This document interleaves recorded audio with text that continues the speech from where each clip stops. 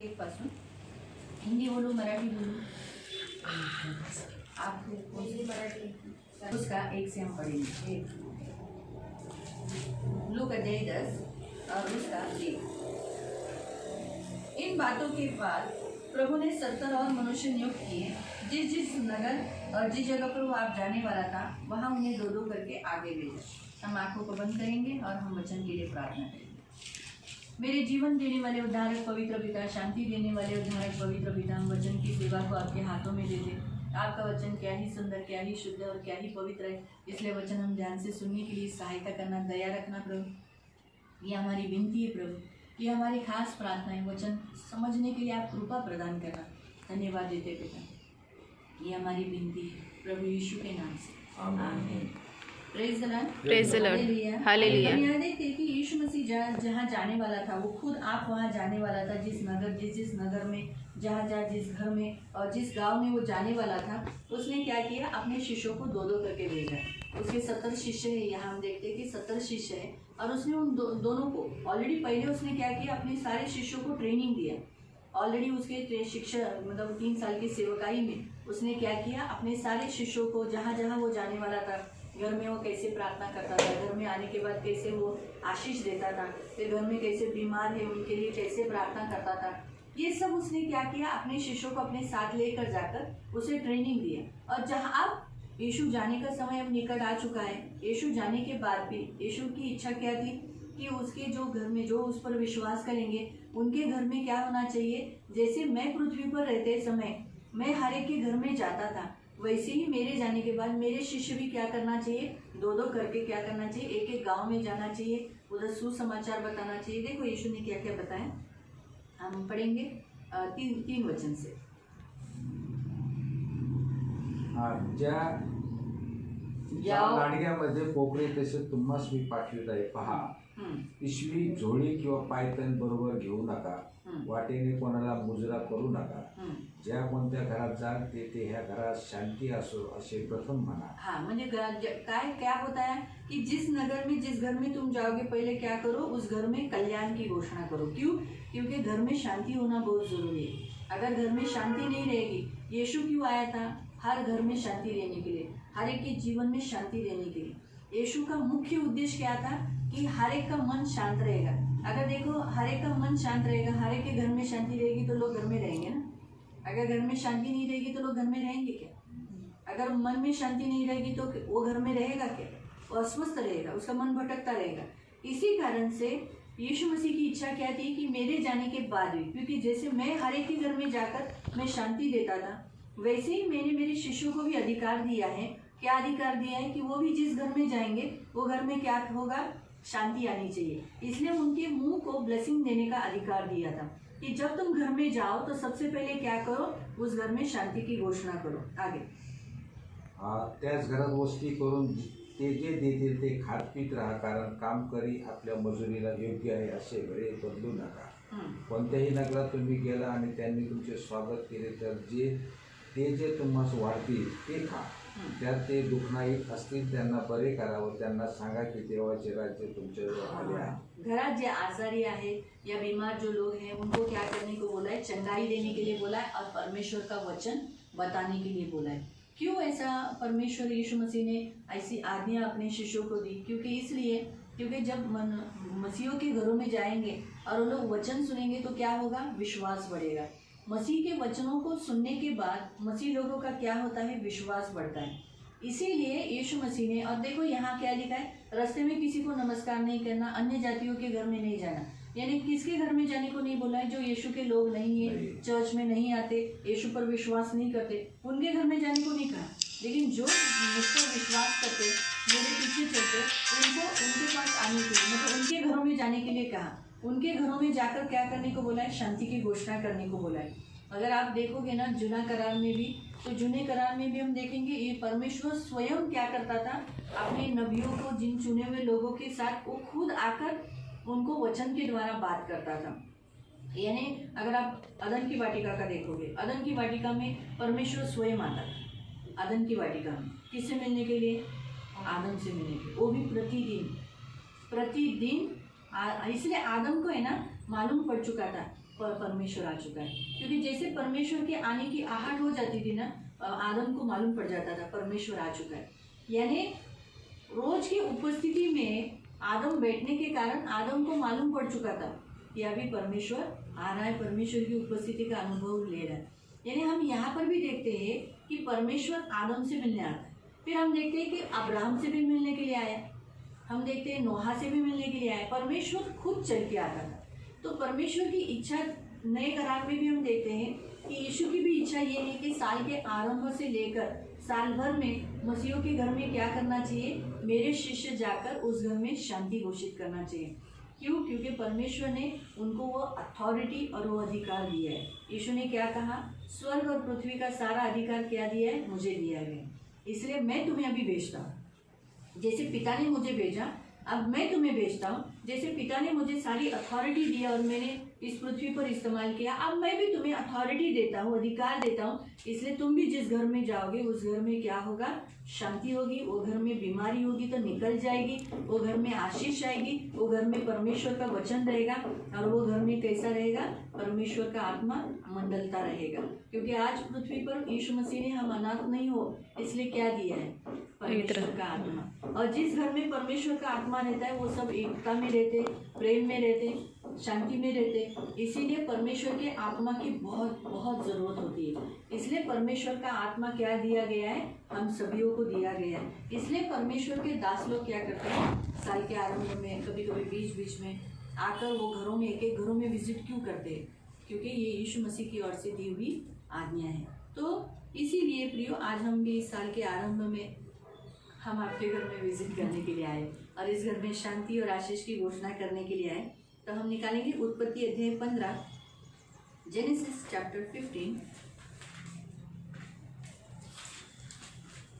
और उसका 1 से। जो वचन सनी भाई फैमिली के लिए, डॉक्टर फैमिली के लिए, चंद्रा फैमिली के लिए, रानी फैमिली के लिए और प्रेमपल्ली फैमिली के। नेचुरली जब वचन आता है तो एक के लिए आता है तो सब लोग ग्रहण करना है। और सचमुच ये साल के लिए परमेश्वर देखो आपको क्या कहता है, पढ़ेंगे 15 का 1 से। या गोष्टी घडल्यावर अब्राहमास दृष्टांतात परमेश्वराचे वचन प्राप्त झाले की अब असे। परमेश्वर आपसे दृष्टांत रूपी यानी दर्शन देकर आपको कहता है, क्या कहता है, अब्राहमा भिवू नको। हाँ, हम अब्राहम तो नहीं है, लेकिन हम अब्राहम के वंश है। जैसे परमेश्वर ने अब्राहम को चुना, वैसे आप सब परमेश्वर के चुने हुए हो। आप किसके वंश हो, अब्राहम के। बाइबल हमें बताता है, इब्रानियों की पत्री में क्या कहता है, परमेश्वर किसको संभालता है, स्वर्गदूतों को नहीं, अब्राहम के वंश को। आशीष किसको देता है, स्वर्गदूतों को, अब्राहम के वंश को। तो हम सब अब्राहम के वंश है, इब्रानियों की पत्री में लिखा है। इसलिए कहता है मत डर। पहले क्या बोला, मत डर। यानी ये साल आपको डरने की कोई बात जरूरत नहीं है, ना किसी बात से आपको भयभीत होगे, ना आतंकित होगे। और जिस बातों में आप टेंशन ले रहे हो, बहुत सारी समस्याओं से विचलित हो रहे हो, उसमें परमेश्वर कहता है शांत रहो। मत डरना यानी रुके रहना, डरना नहीं यानी शांत रहना, धीरज धरना। मी तुझी ढाल आहे, तुला मोठे प्रतिफळ मिळेल। हाँ, क्या लिखे, मैं ही तेरी ढाल हूँ और मैं ही तेरा प्रतिफल। कितना सुंदर रीति से परमेश्वर कहता है। अब परमेश्वर ही हमारा प्रतिफल है, फिर हमको और क्या चाहिए बताओ। अगर परमेश्वर ही आपको प्रतिफल हो चुका है, प्रतिफल यानी आपने रखे हुए विश्वास के अनुसार मिलने वाला फल, उसको कहते हैं प्रतिफल।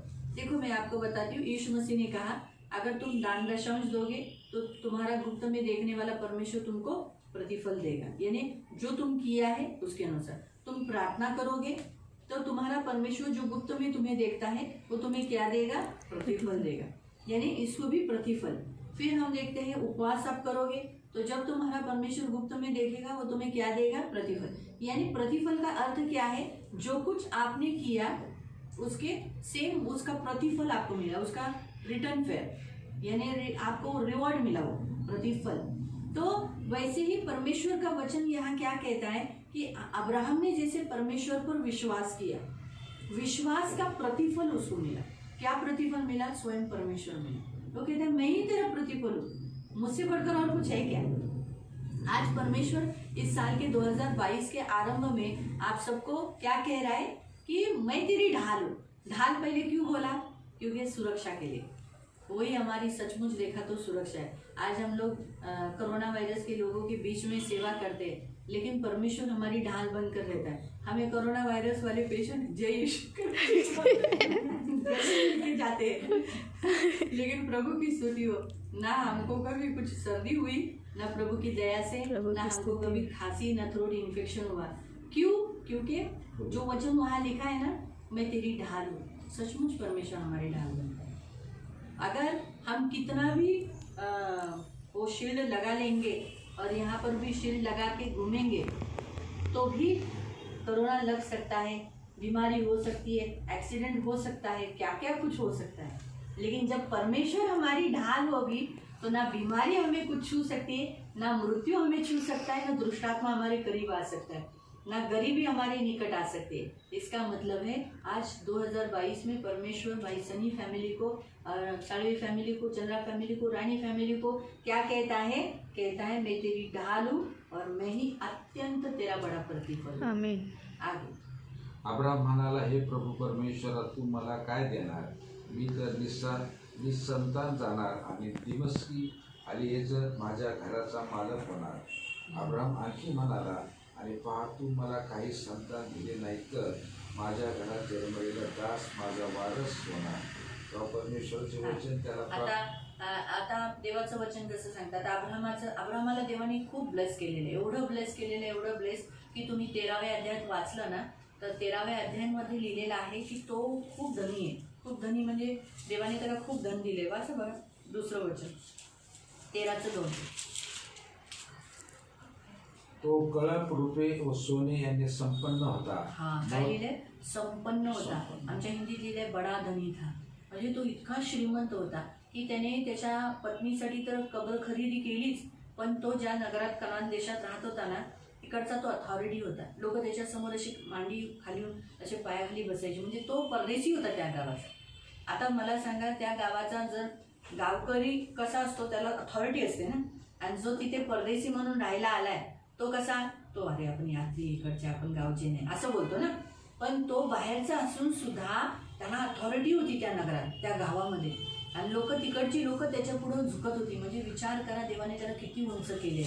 आणि तो आता देवाला काय म्हणतोय की ठीक आहे, तुम्हाला सर्व काही दिले, पण मला एवढं भेटून सुद्धा काय फायदा, कारण मला काही वंश नाही आहे ना. मग तसंच आज तुमच्याही जीवनामधली जी काही घडी उणीव आहे, तुम्ही जसं अब्राहम म्हणाला की मला काय, तो म्हणाला मी निर्वंश आहे, माझ्या तू जे दिले ते कोण होणार? माझ्या घराचा जो दास आहे एलियाजर, त्याला भेटणार हे सगळं, तर तो मालकी हक्क होईल. मग आज आहे ना, देव तुम्हालाही तेच म्हणतो, जसं तुमची पण घटी उणीव जी पाहिजे ना, तुम्ही ती देवाला सांगा. देव म्हणाला ना, मी तुझं अत्यंत मोठं प्रतिफळ आहे ना. मग अब्राहमाने कसं त्याची जे कमी आहे, घटी आहे ते सांगितलं, कारण देव काय म्हणतो, देवाचं वचन की परमेश्वर माझा मेंढपाळ आहे आणि मला काहीही उणीव नाही. अब्राहमाची जी उणीव होती ती देवाने भरून काढली. बघूया आपण तीच. तसंच तुमची पण जी उणीव आहे ना, ती तुम्हाला सांगावी लागणार. आता तुमची जीवनातली जी उणीव, आता ह्याच्या जीवनातली उणीव दिसत होती, काय दिसत होती? आता आमच्या जीवनातली जी उणीव आहे, तुमच्या जीवनातली उणीव, बऱ्याच जणांच्या जीवनातली उणीव दिसून येत नाही, पण अब्राहमाच्या जीवनातली उणीव दिसून येत होती ना. पण देवाने बघा काय केलं, देवाने त्याची ती उणीव भरून काढली. पुढचं वचन 4. हां, 15:4. तेव्हा परमेश्वराचे वचन त्याला प्राप्त झाले की हा मनुष्य तुझा वारस होणार नाही, तर तुझ्या पोटचाच तुझा वारस होईल. हा, काय म्हणाला? एलियाजर हा तुझा वारसा हक्क नाही घेणार. जे काही मी तुला दिले ते तुझ्या पोटाचं फळ जे तुझ्याकडून होईल त्यालाच मी तुला ते सर्व देईन आणि तोच वारसा हक्क होईल. म्हणून आज देवाचं वचन सांगतं बघा. पुढे वाचूया आपण. मग त्याने त्याला 18 अध्यायात जाऊया.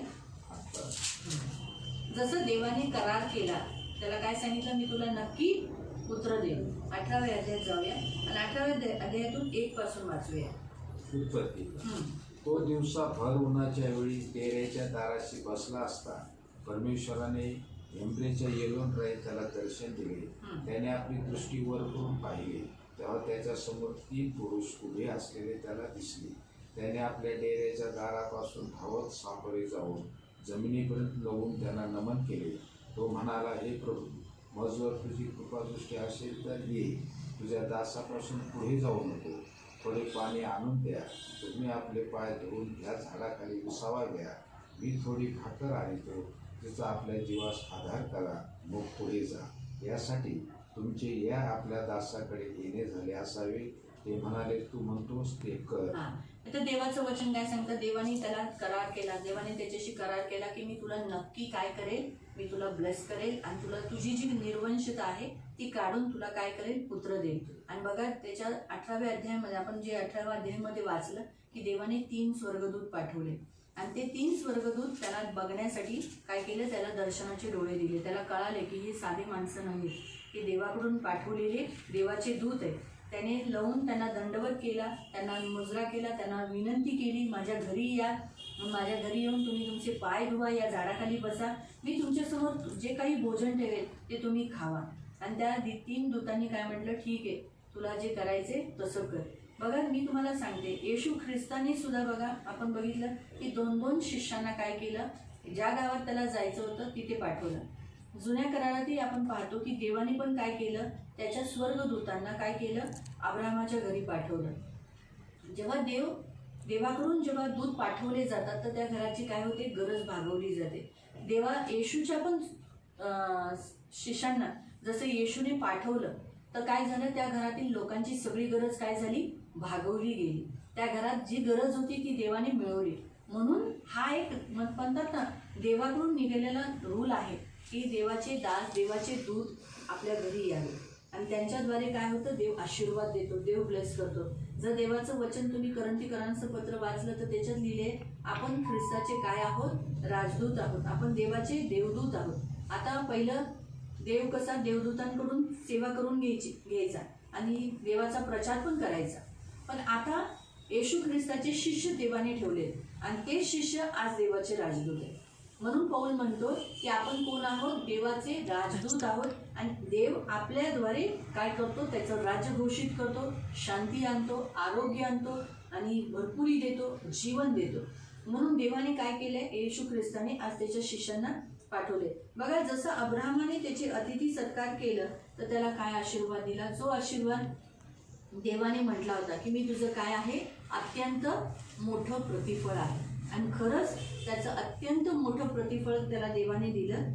10वं वचन, मग तो म्हणाला, पुढच्या वसंत ऋतूत मी तुझकडे खात्रीने परत येईल, तेव्हा पहा तुझी बायको सारा हिला मुलगा होईल. आमीन. काय लिहिलेलं आहे की त्याने त्या 3 दूतांनी भविष्यवाणी केली. काय भविष्यवाणी केली की पुढच्या वसंत ऋतूमध्ये मी नक्की पुन्हा येईल. म्हणजे पुढचं 1 वर्ष झालं ना की पुढच्या वर्षी मी पुन्हा येईल. पण पुढच्या वर्षी मी जेव्हा येईल ना तेव्हा साराला काय असेल, मूल असेल. कारण 1 वर्षाच्या आतमध्ये मूल होतं, 9 महिने नंतर काय होतं, बाई डिलिव्हरी होऊन जाते. आणि वर्षाचे किती महिने असतात, 12. म्हणजे 12 महिन्यांमध्ये एक मुलाचा जन्म होतो. त्याने अगदी स्पष्टपणे घोषणा केली. आणि म्हणून बघा देवाच्या नियमशास्त्रानुसार सारा गरोदर झाली. जसं देवाने करार केलेला की मी तुझं अत्यंत मोठं प्रतिफळ आहे. कारण का देवाने हा मोठं प्रतिफळ सांगितलं, कारण अब्राहमाने विश्वास ठेवलेला. अब्राहमाने काय केलेला, विश्वास ठेवलेला. जर तुम्ही 15व्या अध्यायात वाचलं ना तर तिथं पुढं वाचाल ना तर तिथं लिहिलेलं आहे, तुझ्या विश्वासामुळे तू धर्मी गिनला गेला म्हणून मी तुला हा करार करतो. पण वाचूया आपण त्याच्या पुढचा अध्याय 21 अध्याय आणि त्याचं 1 आणि 2. यानंतर परमेश्वराने आपल्या म्हणण्याप्रमाणे सारेवर अनुग्रह केला. म्हणण्याप्रमाणे काय बोलला, म्हणण्याप्रमाणे. त्याने कधी म्हणाला, 15व्या अध्यायात म्हणाला है ना. तो काय म्हणाला, मी तुझं अत्यंत प्रतिफळ आहे, खूप मोठं प्रतिफळ आहे आणि मी तुला नक्की तुझ्याकडूनच पुत्र होईल. ते सुद्धा कशामुळे, 5व्या वचनात, 15च्या 5व्या वचनात वाचलं तर तिथं लिहिलेलं आहे की मी तुझ्या विश्वासामुळे. कारण त्याने काय केलेलं, अब्राहमाने येशूवर विश्वास ठेवलेला.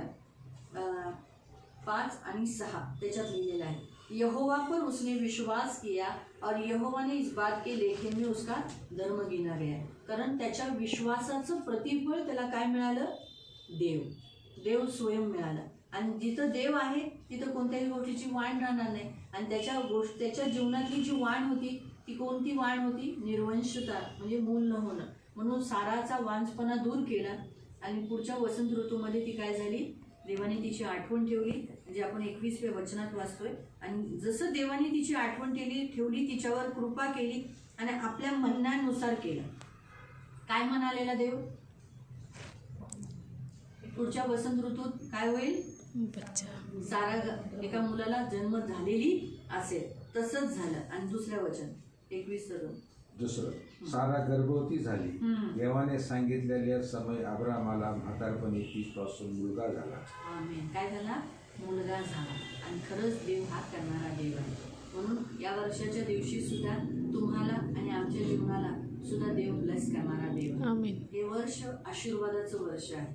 देवाची म्हणतात ना, सहभागितेचं आपल्याबरोबर असलेलं वर्ष आहे. म्हणून देवाने जसं 3 दूतांना पाठवलं.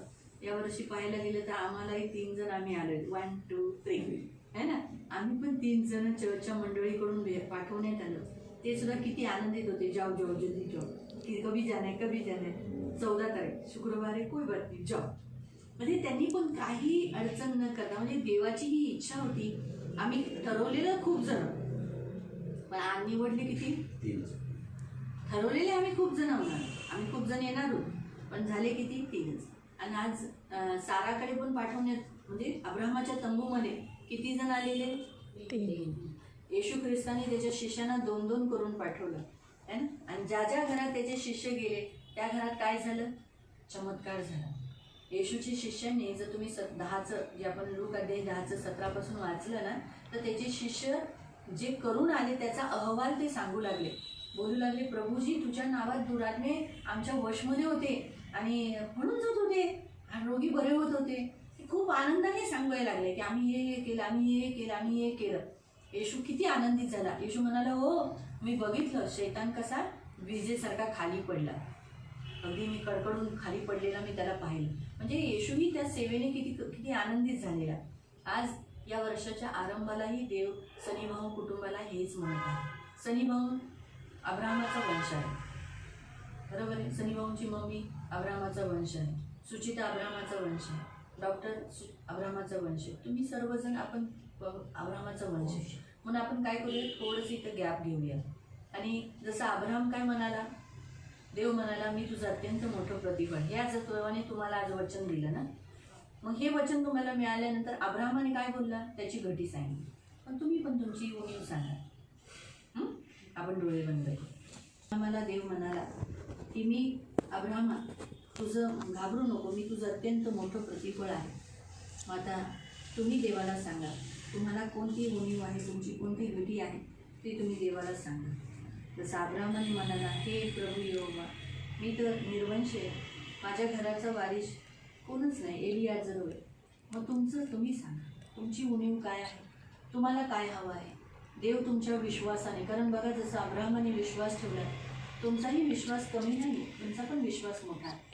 जसं अब्राहमाने त्याचं घरदार सगळं सोडलं, तुम्ही नाही सोडलं का? तुम्ही पण तुमची लोकं सोडली, तुमची जातीची लोकं सोडली, तुमचा समाज तुम्ही सोडला, तुम्ही ख्रिस्ताला परिधान केलं. तुम्हाला किती लोकांनी काय काय नावं ठेवण्यात आली. येशूकडे तुम्ही आलात म्हणून, पण तरीही तुम्ही येशूला सोडलं नाही. तुम्ही समाजाला सोडलं, तुमच्या लोकांना सोडलं, पण तुम्ही देवाबरोबर विश्वसनीय राहिला. म्हणून देव आज तुम्हाला म्हणतो, मी तुझी ढाल आणि तुझं अत्यंत मोठं प्रतिफळ आहे. म्हणून जसं अब्राहमाची जी गरज होती अब्राहमाने सांगितली आणि ती भरून काढण्यात आली. योग्य वेळी पुढच्या वर्षाच्या आत जेव्हा पुन्हा आपण इथे भेटू ना, तर ही उणीव नक्की भरण्यात येईल. कारण जसं 3 स्वर्गदूत पाठवण्यात आले, आज ख्रिस्ताने पण त्याचे राजदूत पाठवले 3 जणांना. आणि नक्की पुढच्या वर्षाच्या आत याच दिवसाला जेव्हा पुढच्या वेळेला भेटू त्यावेळेला नक्की ही उणीव भरलेली असेल. जसं सारा गर्भवती झाली आणि तिने एका पुत्राला जन्म दिला आणि त्याचं नाव इसहाक ठेवण्यात आलं. खरंच तसंच तुमची पण उणीव जी तुम्ही तोंडाने सांगाल, देव नक्की तुमची उणीव भरेल. नक्की पुढच्या वर्षाच्या आत ती तुम्हाला भेटली जाईल. म्हणून बोला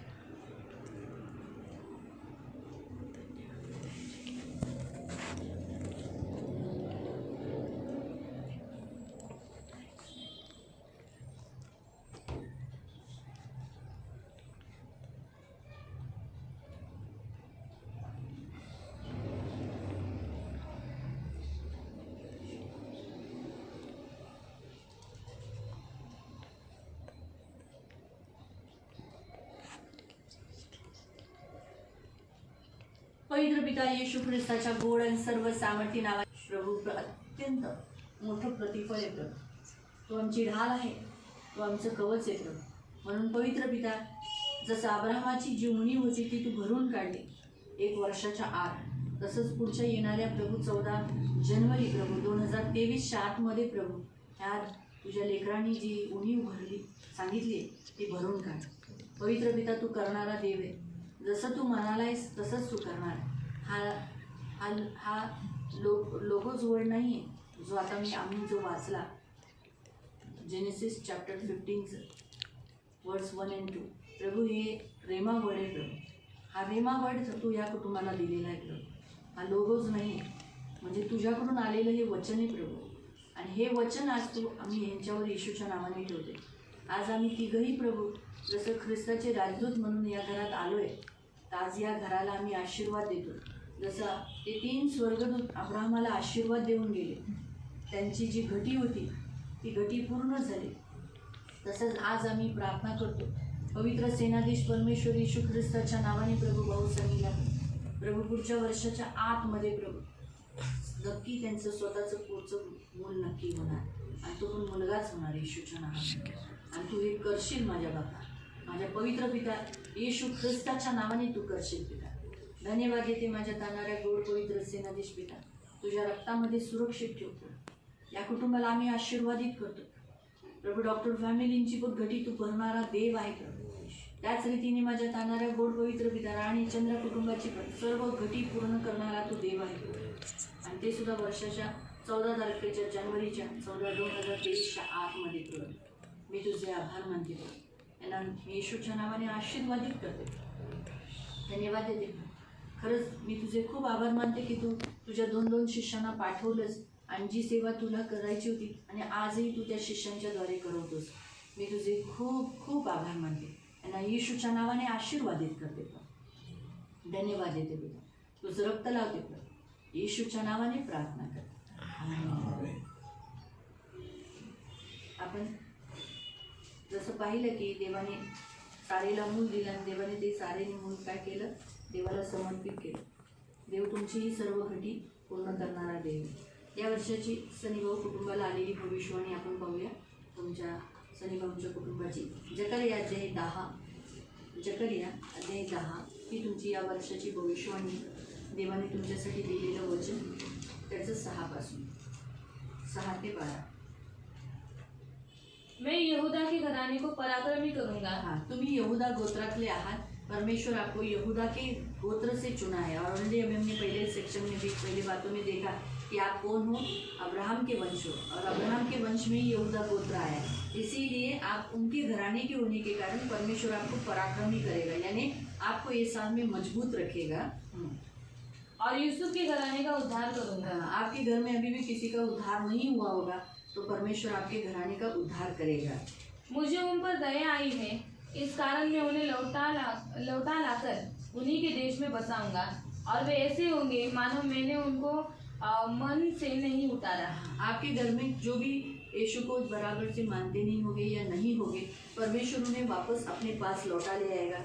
अगर आपके प्रभु के पास आए हुए कोई पीछे हटे भी होंगे, परमेश्वर उन्हें वापस ले आएगा और कहता है कि मैं उन्हें वापस ऐसा करूँगा जैसे कभी मन से मैंने उतारा ही नहीं. कभी कभी मनुष्य हमारे मन से देखो कभी कभी उतर जाते, वो ऐसे कभी कभी काम करते कि हमें वो व्यक्तियों से अच्छा नहीं लगता, उनके साथ हमें बात करना अच्छा नहीं लगता, क्योंकि वो मन से उतरे रहते. जब वो मन से उतरते हैं ना तो वो व्यक्तियों से दूर हो जाते हैं. परमेश्वर के मन से भी अगर कोई उतर गया ना तो वो परमेश्वर से दूर हो जाता है. लेकिन आपके लोगों के साथ परमेश्वर ऐसा नहीं करेगा. अगर आपके घर के कोई पीछे हटे भी होंगे या उनका उद्धार नहीं होगा तो भी परमेश्वर क्या करेगा, अपने निकट लाएगा और अपने मन से नहीं उतारेगा. मैं उनका परमेश्वर यहोवा हूँ, इसलिए उनकी सुन लूंगा. आमीन. परमेश्वर कहता है उनकी भी सुनेगा और आपकी भी प्रार्थना सुनेगा. क्यों? क्योंकि वो आपका परमेश्वर है. एप्रेमी लोग वीर के समान होंगे. हाँ, आप अप्रेमी घराने के भी हो. अप्रेमी लोग वीर थे. पूरे यहूदा में अगर आप देखोगे ना, इस 12 गोत्र में जो यूसुफ के वंश में से अप्रेमी आए, मनश्य और अप्रेम, ये उसमें से आए, लेकिन वो बहुत वीर थे. आपके लोग भी वीर रहेंगे. आप लोग कमज़ोर नहीं रहेंगे. आपको अच्छा परमेश्वर में कैसे प्रार्थना के द्वारा लड़ना, कैसे वो वस्तुओं को हासिल करना, वैसे आप होए. और उनका मन ऐसा आनंदित होगा जैसे दाख मधु से होता है। हाँ, ये साल आपके लिए आनंद से भरा हुआ साल रहेगा। ऐसे जैसे दारू पीने वाला, दाख मधु पीने वाला कैसा आनंदित रहता है पीने के बाद, तो ऐसा आप है ना एक अलग ही आपका आनंद ही एक अलग रहेगा, खुशी रहेगी। ये साल में आपको एक अलग ही आनंद रहेगा। यह देखकर उनके बच्चे आनंद करेंगे। हाँ, तो अभी यहाँ लिखा है आपको आनंदित देखकर आपके बच्चे भी आनंदित करेंगे, यानी इसका मतलब है आगे आपका वंश रहेगा। परमेश्वर आपको जरूर जरूर वंश करेगा और उनका मन यहोवा के कारण मगन होगा। आप और आपके बच्चे जो आगे होने वाले वो क्या होंगे, मगन रहेंगे। हम सिर्फ 2022 के लिए, हम कभी भी जब परमेश्वर हमें वचन देता है तो हम सिर्फ ऐसा नहीं सोचना कि ये वचन सिर्फ 22 के लिए है। नहीं, ये वचन 22 से शुरुआत है, यानी आगे होता ही रहेगा, चलता ही रहेगा। ये वचन मैं सीटी बजाकर उनको इकट्ठा करूंगा क्योंकि मैं उनका छुड़ाने वाला हूँ और वे ऐसे बढ़ेंगे जैसे पहले बड़े थे। हाँ, परमेश्वर आपको अलग होने नहीं देगा, आप तीनों को कभी भी अलग होने नहीं देगा, आपको हमेशा इकट्ठा रखेगा। और परमेश्वर आपका छुड़ाने वाला परमेश्वर है। आप अभी 2022 तक कितने बढ़ गए, उससे भी पहले से भी ज़्यादा आपका इम्प्रूवमेंट परमेश्वर करेगा। Improvement financially, physically, spiritually, mentally और फिजिकली, हर बातों में परमेश्वर आपको बहुतायत बढ़ाएगा। यदि भी मैं उन्हें जाति जाति के लोगों के बीच बिखेर दूंगा तो भी वे दूर दूर देशों में मुझे स्मरण करेंगे और अपने बालकों समेत जीवित लौट आएंगे। हाँ, परमेश्वर अगर सोचो कभी परमेश्वर की दया से आपका काम कहीं और निकल गया, आप कहीं पर भी जाओगे लेकिन आप परमेश्वर को कभी नहीं भूलोगे। आप हमेशा परमेश्वर में बने रहोगे, आपका परमेश्वर आपका रहेगा और आप परमेश्वर में रहोगे, और यहाँ तक कि आप और आपके बच्चे हमेशा प्रभु में जिंदा रहोगे। मैं उन्हें मिस्र देश से लौटा लाऊंगा और अश्शूर से इकट्ठा करूंगा और गिलान और लबानोन के देशों में ले आकर इतना बढ़ाऊंगा कि वहां वे समा न सकेंगे। आमीन। परमेश्वर कहता है अगर आप में कोई ऐसी कोई कमजोरी होगी, जैसे कोई भी वीकनेस होगी, उसे कहते हैं मिस्र से लौटा ले आऊंगा। यानी अगर आपके जीवन में कोई ऐसा गुप्त पाप होगा या कोई गलत काम होगा, उसमें से परमेश्वर आपको बाहर निकालेगा। और क्या कहता है, इतना बढ़ाऊंगा कि अभी आप तो 3 हैं लेकिन आगे 4 फिर 5 ऐसे संख्या में बढ़ाता जाऊंगा। आपका घर हमेशा मनुष्य से भरा रहेगा। आमीन। वह उस कष्टदायी समुद्र में से होकर उसकी लहरें दबाता हुआ जाएगा और नील नदी का सब गहरा जल सूख जाएगा। अश्शूर का घमंड तोड़ा जाएगा और मिस्र का राजदंड जाता रहेगा। आपको दर्द देने वाले समुद्र, यानी समुद्र यानी संसार को दर्शाता है। संसार के लोग जो आपको तकलीफ देते हैं, दर्द देते हैं, उन सबको आप क्या करोगे, दबाओगे। वो आपको दबाएगा नहीं। यहाँ तक कि कोई मनुष्य के द्वारा दुष्ट अगर आपको सताता होगा, घमंड करता होगा, आपको नीचा करता होगा, उनका भी घमंड परमेश्वर क्या करेगा, तोड़ देगा। मैं उन्हें यहोवा द्वारा पराक्रमी करूंगा और वे उसके नाम से चले फिरेंगे। यहोवा की यही वाणी है। हाँ, परमेश्वर कहता है मैं यहोवा आपके द्वारा आप लोग क्या होगे, पराक्रमी यानी सक्सेस, हर काम में बड़े बड़े काम करने वाले होगे और आप उसके नाम से चलेंगे फिरेंगे। आप जिधर जिधर जाओगे परमेश्वर का नाम लेकर ही जाओगे, परमेश्वर के ही बने रहोगे और परमेश्वर का नाम ऊंचा करोगे। ये है आपको ये साल 2000 के लिए दी हुई परमेश्वर की भविष्यवाणी, जो परमेश्वर ने आपके लिए वचन दिया। अभी हम जाएंगे फिलिपियों की पत्री। आज सनी भाई का जन्मदिन है।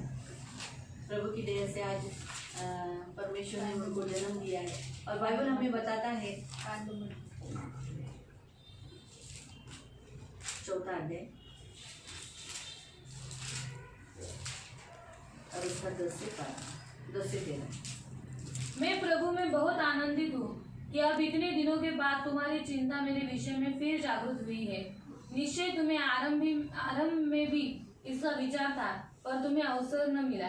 यह नहीं कि मैं अपनी घटी के कारण यह कहता हूँ, क्योंकि मैंने यह सीखा है कि जिस दशा में मैं हूँ उसी में संतोष करूँ।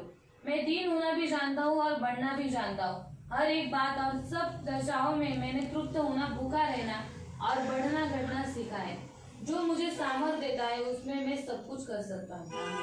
ये परमेश्वर ने आपके जन्मदिन के लिए वचन दिया है।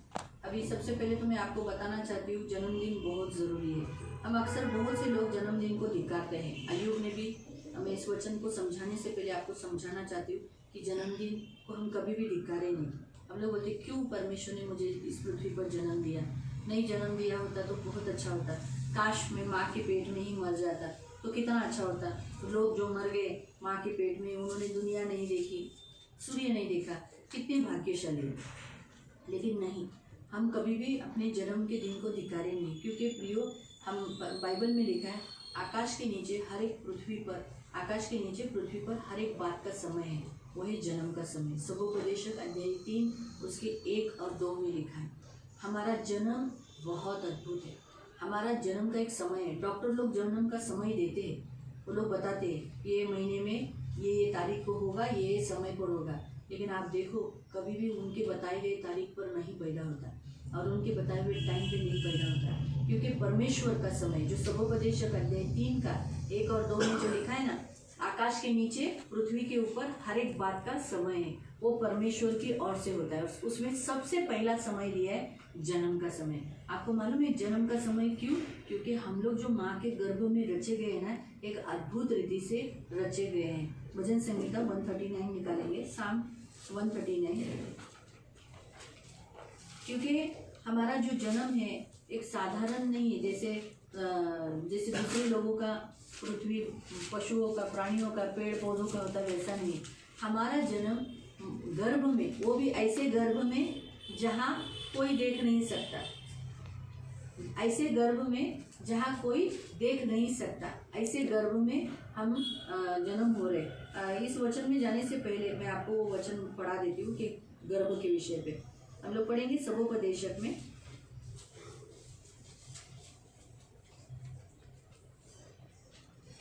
11 अध्याय और उसका 5। सबोपदेशक अध्याय 11, मराठीत उपदेशक अध्याय 11 त्याचा 5। जैसे तू वायु के चलने का मार्ग नहीं जानता। हाँ, हवा कहाँ से चलती, किधर जाती, किधर मुड़ी, हमको समझ में आता है? हम देखते हैं, हमें मालूम पड़ता है, हमको बोल के जाती है, हमको दिखा के जाती है क्या? नहीं। वैसे ही और किस रीति से गर्भवती के पेट में हड्डियां पड़ती है। हाँ, हड्डियां भी। गर्भ कहाँ है? अगर स्त्री का गर्भ देखा तो मिनिमम इतना ही रहता है, एक सुपारी के जैसा। सुपारी देखा है ना, लगती है झाड़ को, हाँ। पान में डालते हैं तो सुपारी, हाँ, वो उससे थोड़ा सा बड़ा रहेगा, लेकिन किसी किसी का उतना ही साइज रहता है। जब छोटे बच्चे रहते तो उनका इतना ही रहता है। वो गर्भ में एकदम अंदर के भाग में वहां पर बच्चा बनता है, वो भी गुप्त जैसे स्थान। वहां लिखा है कैसे गर्भवती के पेट में हड्डियां कैसी बढ़ती, वो बच्चा कैसे बड़ा हो जाता है। एक बड़ा चमत्कार है ना ये, हमारा जन्म बोला तो एक बड़ा चमत्कार है। हाँ, वैसे तू परमेश्वर का काम नहीं जानता जो सब कुछ करता है। ये परमेश्वर का काम है कि स्त्री के गर्भ में इतने अंदरूनी भागों पर वो एक छोटा सा गर्भ का पिशवी रखना और उस गर्भ में एक बच्चे को बड़ा करना, उसकी हड्डियों को बढ़ाना। वो रहता तो इतना सा बीज रहता है, लेकिन इतना सा बीज वो धीरे धीरे धीरे धीरे उसमें से फिर छोटे छोटे आँख, छोटे छोटे पैर ऐसे आके एक रूप बनकर फिर वो बढ़ता है ना। एकदम मिराकल है वो, एक जन्म बोला तो हमारा एक मिराकल है। अभी हम जाएंगे 139 का भजन संहिता 139 का 13 से। मेरे मन का स्वामी तो तू है, तूने मुझे माता के गर्भ में रचा।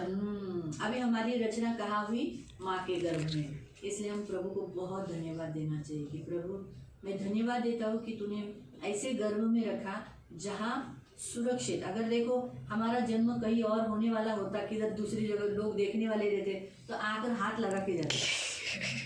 सच है ना? सच्ची है।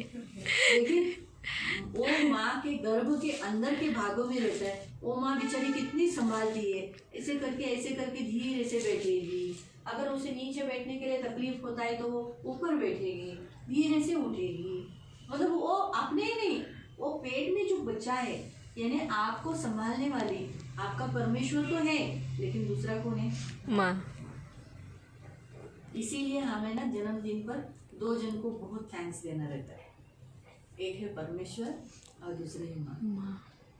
कभी भी आपके जन्मदिन पर, मैं ये नहीं बोलती हूँ अगर आज तो सनी भाई का है, जब भी आपका बर्थडे रहेगा आप अपने परमेश्वर को बहुत धन्यवाद देना, क्योंकि एकदम अच्छी जगह परमेश्वर ने चुनी, एकदम बेस्ट जगह। और ऐसे व्यक्तियों को चुना जो एकदम करेक्ट है, क्योंकि पुरुष कैसे काम पे जाएगा, भाग दौड़ पे, गाड़ी आई भाग के जाएगा, लेकिन इधर औरत मैं भाग नहीं सकती, बच्चा जाने दो गाड़ी, ध्यान से काम करके घर संभाल के एकदम काम पे जाकर भी, अगर वो काम पे जाने वाली स्त्री रहेगी तो भी वो अपनी जानती है मेरे गर्भ में बच्चा है, और कितना दर्द वो उठाती है 9 महीना कंटिन्यूसली। अभी सोचो, मैं कभी कभी मैं भी सोचती हूँ, आप कंटिन्यूसली थोड़ा सा देखो, 3 किलो हाथ में वजन उठाओ, 3-4 किलो, वो भी दिन भर, सोते समय भी, या फिर 3 किलो का बैग एक जरा इधर बांध के कंटिन्यूसली लेके ही सो जाओ, 3 किलो कंटिन्यूसली, 2.5 किलो 3 किलो का तो बच्चा रहता है, कोई बच्चा 3.5-4 किलो का निकलता है, वो लगा के इधर बैठो, लगा के ही सो जाओ, आपको एक काय है वजन माझ्या पोटावर ठेवले, काय झोपून दे ना, बिचारी इतना दर्द उठा के, हो क्या कष्ट से, ये मुड़ भी नहीं सकती, एक साइड नहीं होती, कभी कभी एक साइड सोते समय उसको दर्द होता है, एक साइड होते समय इधर दर्द होता है, कभी कभी जैसे जैसे दिन निकट आते हैं तो बहुत ही तकलीफदायक रहता है। खाने की बात नहीं है, एक स्त्री को बोला ना, तो परमेश्वर ने बहुत अच्छी व्यक्ति को चुना है, स्त्री को, और इसलिए यहाँ लिखा है कि मेरा जो रचना है वो ऐसे जगह हुआ जो सुरक्षित जगह है, ऐसे जगह में हुआ, इसीलिए हम परमेश्वर को बहुत धन्यवाद देना चाहिए, अपनी माँ को धन्यवाद देना चाहिए। आगे मैं तेरा धन्यवाद करूँगा। हाँ, जो भी मैंने बोला ना कि हम जन्मदिन पर परमेश्वर क्या चाहता है, धन्यवाद। परमेश्वर इससे बढ़कर आपसे कुछ अपेक्षा नहीं करता है, बस आप इतना याद रखना है कि मैं अच्छा हो गया, मैं माँ के पेट में नहीं मरा, अच्छा हुआ मेरा जन्म इस पृथ्वी पर अच्छी रीति से हुआ, मुझे अच्छे पेरेंट्स मिले, मुझे नाम मिला, मेरी माँ ने मुझे एजुकेशन दिया। आज देखो ना, कभी कभी रास्ते पे जब भिखारी या रोड पे सोते हैं और उनका हालत देखने के बाद मैं तो कभी भी यही बोलती, बरं झालं मला माझी आई चांगली दिली, प्रभु सुनता है। मेरी माँ ने दर्द उठाया, लेकिन हम लोग को अच्छे घर में रखा, नाम नहीं। कोई माँ लोग बचपन में ही शादी के लगा देते थे, छोड़ के, जवानी में जो विधवा हो जाती वो लोग कैसे करते, बच्चे को छोड़कर अपनी शादी कर लेते। मेरी माँ को भी 25 साल की थी जब मेरी माँ जब विधवा हुई थी, मतलब 24 साल की थी, 25 साल में रिश्ता आया था उसको, बोले तू ये 5 बच्चों को दे डाल, सच्ची प्रभु सुनता है, ऐसे ही बोले, दे डाल, ये चारों लड़कियां ये बेईमान है, ऐसे ही बोले, निकाल दे इसको, कचरे ये फेंक दे, दूसरी शादी कर। लेकिन मेरी माँ बोली नहीं, मैं इनको संभालूंगी, क्योंकि ऑलरेडी मेरे पापा मरने के कारण मेरे दादा भी मर गए थे, मेरी दादी थोड़ी सी मानसिक बीमार हो गई, क्योंकि दोनों एक साथ गए ना, तो उसके मन पर बहुत हमला हो गया, फिर बच्चों को कौन देखेगा, ऐसा बोलकर उसने शादी नहीं की।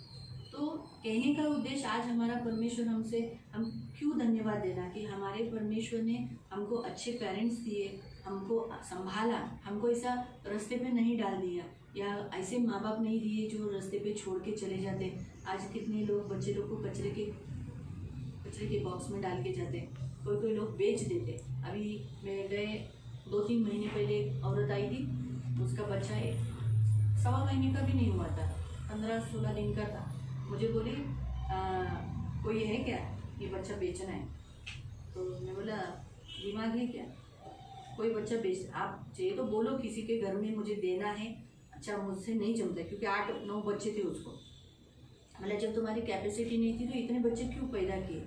तो मैं बोला अभी हो गया, अभी क्या करने का। तो मैं बोला बच्चा बेचेगी तो कोई भी खरीदी नहीं करेगा, क्योंकि ये तो कानूनन भी इलीगल है ना। मतलब थोड़ा सा तो तुमको दिमाग होना चाहिए। उसके बाद मुझे मालूम पड़ गया, वो औरत को मैं खड़ी चली की, जब वो लेडीज मीटिंग में आई तो मैंने उससे बात भी नहीं किया। क्यों, जो अपने खुद के बच्चे को बेचने के लिए निकली, तो सोचो कैसी उसकी मानसिकता होगी, है ना। तो ये हिसाब से हम देखेंगे तो परमेश्वर को हम कितना धन्यवाद देना चाहिए कि हमारे पेरेंट्स कितने अच्छे हैं। भले हमको गरीबी में थे, हम लोग गरीब में थे, शायद हमें जो वस्तुएं लेट मिली, जल्दी नहीं मिली, लेकिन एटलीस्ट हमको रास्ते पे तो नहीं रखा, बेचा तो नहीं, फेंका तो नहीं। इसलिए वहाँ लिखा है मैं तेरा धन्यवाद करता हूँ। बर्थडे के दिन में धन्यवाद करना, प्रभु को बहुत धन्यवाद देना है। और दूसरा धन्यवाद देना है अपनी माँ को। मैं तेरा धन्यवाद करूँगा इसीलिए कि मैं भयानक और अद्भुत रीति से रचा गया हूँ। हाँ, भयानक इसलिए क्योंकि देखो अगर आप अपना शरीर में यूट्यूब पे या नेट पे देखोगे तो हमारी एक एक नसें एक अद्भुत रीति से चढ़ाई गई है, एक दूसरे से जुड़ी हुई है। हमारा अंदर का जो पूरा पार्ट्स एक भयानक रीति से, यहाँ का जो भाग बहुत बहुत सेंसिटिव और नाजुक भाग है, इसलिए देखो ना उसको हड्डी का ढांचा लगा दिया है, कितना सुरक्षित रखा ना भाग। फिर पेट, फिर हमारे एक एक अवयव, तो एक देखा गया तो एक भयानक ही हमारा रूप है, और वो भी देखो ना माँ के गर्भ के अंदर जिसे कोई नहीं देख सकता ऐसे में। और यहाँ लिखा है कि अद्भुत रीति से, यानी हम लोग एक मिराकल है, हमारा जन्म एक मिराकल है। अद्भुत रीति से हमारा तो है, लेकिन एक जैसे मिराकल इसलिए क्योंकि हमारा अवयव में से एक भी भाग कम नहीं है ना कोई ज़्यादा है। जैसा पूरा होना चाहिए हम सब पूरे ही आते हैं, कोई अपंग निकलता है वो इसलिए, लेकिन बाकी प्रभु की दया से हम सबको परमेश्वर एक अद्भुत रीति से, एक मिराकल ही हमारा जन्म है। जब मैं गुप्त में बनाया जाता और पृथ्वी के नीचे स्थानों में रचा जाता था, तब मेरी हड्डियां तुझसे छिपी न। हाँ, हम गुप्त में यानी माँ के गर्भ में हम बनाए जा रहे थे, लेकिन परमेश्वर से हम छिपे नहीं थे, परमेश्वर की दृष्टि से हम छिपे नहीं थे, और परमेश्वर वहाँ हमें देख रहा था और हमारी हड्डियों को बढ़ा रहा था। तेरी आंखों ने मेरे बेडौल तत्व को देखा। बेडौल यानी हमको उस समय जब हम बीज थे तब हमको कोई रूप नहीं था, अंग नहीं था, शेप नहीं था, एक बीज के नहीं था, लेकिन उस बेडौल तत्वों को देखकर देखो आगे क्या लिखा है। और मेरे सब अंग जो दिन दिन बनते जाते थे वे रचे। बेडौल तत्वों को परमेश्वर गर्भ में जो थे उसमें वो परमेश्वर देखते हुए दिन प्रतिदिन वो बढ़ रहा था और उस शेप में आ रहा था। इसलिए हम सबको देखो कितना खूबसूरत शेप है, हाँ। इसलिए जब बच्चा बाहर आने के बाद रोता है, हाँ, तो बोला अरे क्या सुंदर मुझे, वाह वाह वाह, सुनी उनसे नहीं ये तो सुचिता करके दिखते हैं, सब तुरंत क्या बोलने लगते, चले जाते माँ बाप के ऊपर, फिर बाद में बोलते नहीं ये तो सेम सनी वंश आईचं कार्बन कॉपी है। हम लोग नहीं शिमशोन को यही बोलते ना, शिमशोन के माँ बाप बोलते हैं मेरे जैसे, और हम सब चर्च में आने वाले लोग बोलते हैं नहीं ये सेम जमुना ताई। क्यों? वो सेम उसकी दादी के ऊपर गए, कार्बन कॉपी वो दादी है उसका, फेस से लेके बदन से लेके सब कुछ देखना बिखना पूरा सेम दादी। बोल ही नहीं सकते कि कौन से एंगल से हम इसको बोले कि हाँ ये कौशिक है करके, क्यों? वो सेम उसकी राय, मतलब कहने का उद्देश्य हम बच्चों में किसको ढूंढते हैं, उनके माँ बाप को, उनके दादा दादी को, उनके नाना नानी को, उनके उसको, तो इसीलिए। लेकिन यहाँ क्या लिखा है, परमेश्वर से छिपे नहीं, परमेश्वर ने वो शेप दी। रचे जाने से पहले ही तेरे पुस्तक में लिखे हुए थे, मेरे लिए तो ये परमेश्वर तेरे विचार क्या ही बहुमूल्य है। हाँ, इसीलिए परमेश्वर ने ये जो हमारे लिए जो कल्पनाएं हमारे लिए जो भले की बनाई है, जैसे आज सनी भाई का जन्मदिन है, तो सनी भाई के लिए जो बनाई योजनाएं बहुत भले की और कुशलता की है। इसीलिए प्रियो, जन्मदिन पर हम परमेश्वर को धन्यवाद देना चाहिए। अभी हम हमारे वचन में जाएंगे, जो आज सनी भाई का जन्मदिन है, तो परमेश्वर यहाँ क्या कहता है। सबसे पहली बात तो आप प्रभु में आनंदित है। परमेश्वर आपको कहता है आपके बहुत सारी बातों में, बहुत सारी कमी घटियों में भी आपने बढ़ना भी और सीखा, ऐसे सब बातों में सीखा है हमेशा संतुष्ट रहना, सब में आनंदित रहना, जो है जो जैसा है वैसे में आप सदा आनंदित रहते हो, प्रभु को धन्यवाद देते हो, परमेश्वर पर विश्वास बनाए रखते हो। आपने दीन होना भी, परिस्थिति के अनुसार झुकना भी, बढ़ना भी, ये सब परमेश्वर की दया से आपने जाना है। हर दशा में कैसे संतुष्ट रहना, हंसते रहना, ये आपने सीखा है। लेकिन अब परमेश्वर आपको क्या कहता है, परमेश्वर कहता है जैसे आपने भूखा रहना, आपके जीवन में भूखा रहना, बढ़ना, घटना, बहुत सारी परिस्थितियों से आप गुजरे हो, लेकिन आज से परमेश्वर आपको कहता है, आज के बाद परमेश्वर आपको ऐसा सामर्थ्य देता है जिसमें आप सब कुछ कर सकते हो। ये वचन आपके लिए 13वां वचन जो खास है, कहता है परमेश्वर आपको ऐसा सामर्थ्य आज ये बर्थडे के दिन में परमेश्वर गिफ्ट दे रहा है कि उसमें सब कुछ कर सकता है। यानी सब कुछ, यानी आपके लिए कोई कोशिश नहीं, ये नहीं मेरे से हो सकता है, नहीं बाबा ये मेरे से नहीं हो सकता, ऐसा आप नहीं करोगे, क्योंकि अभी आपसे इस साल से, इस 14 तारीख से परमेश्वर आपको एक सामर्थ्य देता जाएगा। उसका ऐसा सामर्थ्य आप पर रहेगा जिसके द्वारा आप सब कुछ करते जाओ। इम्पॉसिबल आपकी डिक्शनरी में नहीं होगा। ये कभी कभी नहीं होगा, ऐसा आपके आज के बाद डिक्शनरी में नहीं आएगा। मेरा गॉड, मेरा परमेश्वर, मेरा यीशु मेरे लिए सब कुछ करेगा और मैं यीशु में ये कर सकता हूँ। ये परमेश्वर का आपको वचन है इस बर्थडे के दिन पर। आमीन। हम प्रेयर करेंगे। आइए आप आगे आ जाइए।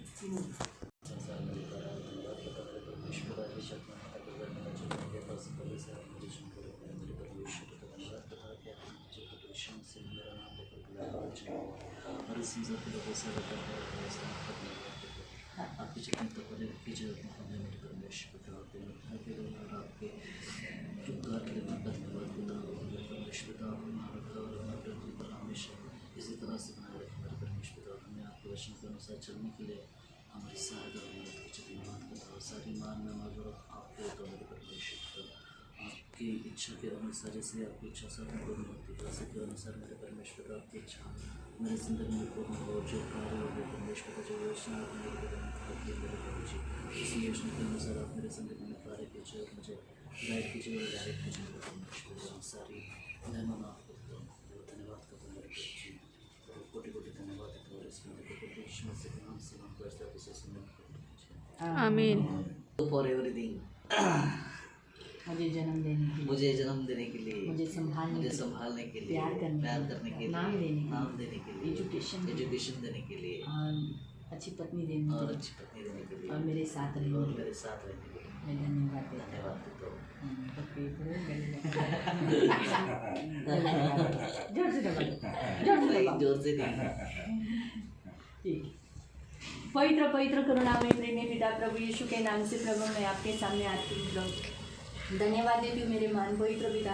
अब्राहम के घर में प्रभु 3 स्वर्गदूत भेजे गए, आज इनके घर में भी प्रभु तेरे 3 राजदूत भेजे गए प्रभु। और प्रभु जैसे उन 3 स्वर्गदूतों में प्रकट किया, उन्होंने बताया कि सारा अगले वसंत ऋतु तक एक बच्चे को सीने से लगाएगी और पुत्र को जन्म देगी।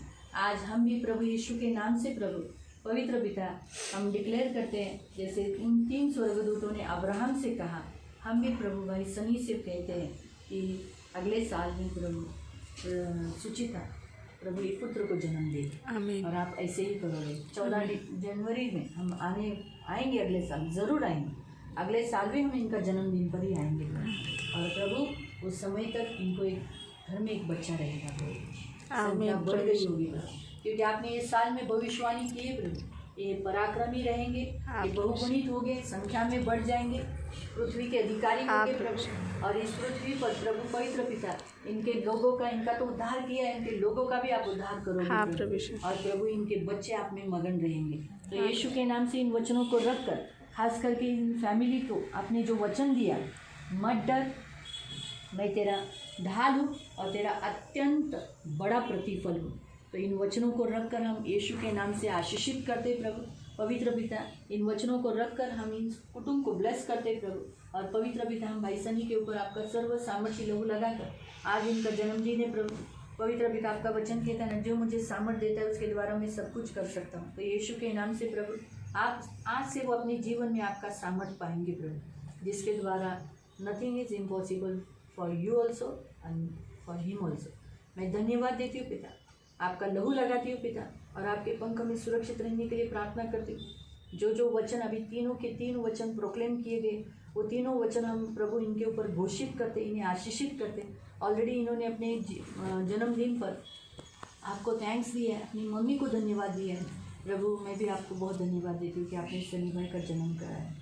धन्यवाद प्रभु पवित्र पिता, एक अच्छा सनी प्रभु आपका बेटा बोलकर इस पृथ्वी पर आपने दिया है। धन्यवाद देते हैं प्रभु, उनको हमेशा सुरक्षित रखना, धन मान सम्मान से दीर्घायु से तृप्त रखना। अब्राहम का वंश है प्रभु, इसलिए प्रभु अब्राहम का वंश कभी निर्वंश नहीं रहता प्रभु।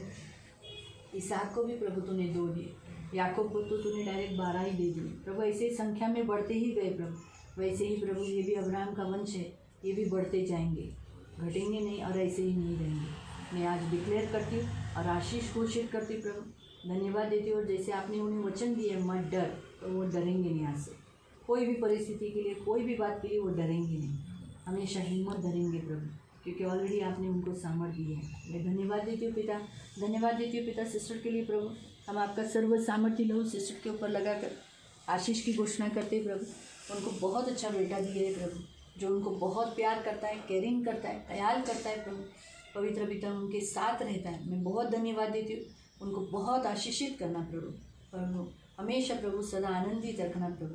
और पवित्र पिता प्रभु उनके भी गोद में प्रभु उनका पोता खेलने के लिए आप कृपा किया है प्रभु। मैं धन्यवाद देती हूँ प्रभु, धन्यवाद देती हूँ। इनकी फैमिली में आपने एक अच्छी प्रभु पवित्र पिता बहू दिए प्रभु, सेनाधीश परमेश्वर रूत के समान प्रभु, जो नोआमी को पकड़ कर ही प्रभु। पवित्र पिता सुचिता भी अपनी सास और अपने पति को प्रभु दोनों को पकड़ कर संभल कर चलाने के लिए प्रभु एक अच्छी प्रभु गृहिणी प्रभु आपने दी है। उसे आशीषित करना, बुद्धि देना, ज्ञान देना, आपके पंख में सुरक्षित रखना, धन मान सम्मान से दीर्घायु से तृप्त रखना। और प्रभु मैं डिक्लेयर करती हूँ अगले साल में प्रभु सुचिता एक पुत्र को सीने से लगाने के लिए आप मदद करना और आप करोगे। मैं डिक्लेयर करती हूँ यीशु के नाम से ऐसा ही होगा। अगले साल में यीशु के नाम से प्रभु की अपने छाती से अपने एक पुत्र को लगाएगी प्रभु। यीशु के नाम से मैं घोषित करती हूँ, यीशु नासरी के नाम से मैं डिक्लेयर करती हूँ, यीशु के नाम से ऐसा ही होगा। जैसे कहा है ऐसे ही होगा प्रभु। यीशु के नाम से ऐसा ही होगा। हम डिक्लेयर करते हैं यीशु के नाम से मेरे पिता। इस फैमिली को हम ब्लेस करते हैं प्रभु, इस कुटुंब को हम ब्लेस करते हैं प्रभु। आपके सर्व सामर्थ्य लहू तले लाते हैं। इस घर में शांति की घोषणा करते हैं। इस घर में जैसे सुसमाचार परमेश्वर के राज्य की घोषणा की गई है, तो प्रभु इस घर को हम आशीष भी घोषित करते हैं। धन्यवाद देते पिता। इस कुटुंब के चारों बाजू में दूतों का पहरा रखना, आपके अग्नि का लहू का बाड़ा बांधना प्रभु। प्रभु ये 3 से 4 होकर फिर 5 होकर प्रभु बहुगुणित होकर संख्या में बढ़ने के लिए हम प्रार्थना किए। धन्यवाद देते यीशु के लहू तले लाते प्रभु। डॉक्टर फैमिली के लिए भी प्रार्थना करते, उन्हें भी आशीषित करते और आपके पंख में सुरक्षित रहने के लिए प्रार्थना करते प्रभु। रानी फैमिली के लिए प्रभु धन्यवाद देते, चंद्रा फैमिली के लिए धन्यवाद देते प्रभु। प्रेम कलील कुटुंब के लिए धन्यवाद देते पिता। अब्बा पवित्र पिता सारे कुटुंब में और प्रभु भाई सनी फैमिली में हमेशा प्रेम रखना, कभी भी इनमें झगड़े या कलह या फूट या विधर्म कभी मत होने देना। ऐसे ही प्रेम रखना प्रभु, जुड़ कर रहने के लिए सहायता करना, इनमें हमेशा एकता रखना प्रभु और दोनों फैमिली को आनंदित करना। ऐसा आनंद जैसे हमने जो भी जकरिया की पुस्तक में हमने पढ़ा प्रभु, वैसे आनंद मेरे पिता पवित्र पिता प्रभु, वो आनंद जो बयान नहीं कर सकते, ऐसा आनंद दोनों फैमिली में रहेगा। धन्यवाद देते आपका लहू लगा दे, आशीष कर यीशु के नाम से आमीन।